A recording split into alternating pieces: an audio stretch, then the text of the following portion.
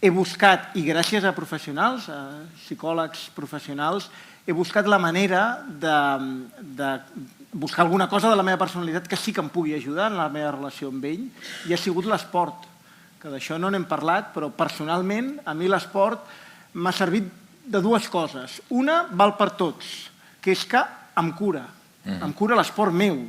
Jo faig maratons, estic embogit corrent pel món. Aquest any hem anat amb la dona a Boston, a Londres, a córrer, i molta gent em diu, però per què corres tant si sempre tornes al mateix lloc? I jo dic, tu no saps lo lluny que vaig. I, a més, el rèdit que em dona després. És a dir, com em trobo millor, m'enfronto millor al repte que tinc de conviure amb ell. Això per un costat. I per un altre, i això sí que és més específic, jo puc compartir alguna cosa amb el Josep gràcies a l'esport. Em vaig adonar que ell és un escapista, ell s'escapava. De fet, els Mossos d'Esquadra el van haver d'anar a buscar, vam passar una època terrible. Això també s'explica en un dels capítols de les aventures del llibre. Se n'anava corrents. Sí, se n'anava corrents i no tornava.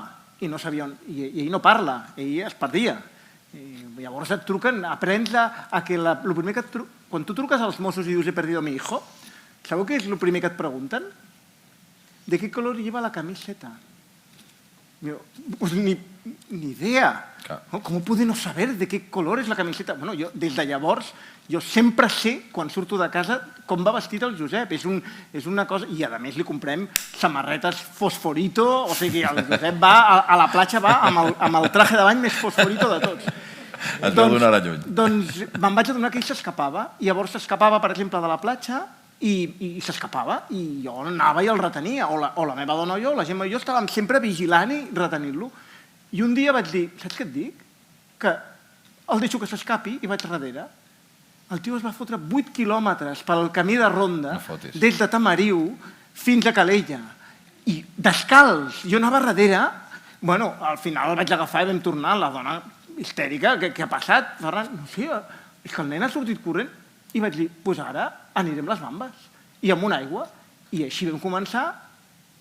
Fa 3 anys que cada dimecres pugem al Tibidabo des de casa fins que arribem a dalt, li compro un calipo, que és el que està esperant, es pren el calipo, fem una foto, la pengem a Instagram a la seva pàgina perquè tots els seguidors vegin que el Josep un dimecres més ha pujat al Tibidabo i baixem.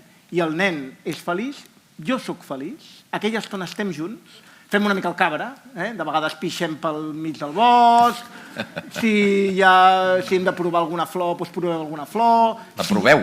La provem, sí, el Josep menja coses... Tasta. Sí, tasta coses estranyes. I després tenim les diarrees que tenim, també. Però bueno, i això ens fa feliços, ens connecta.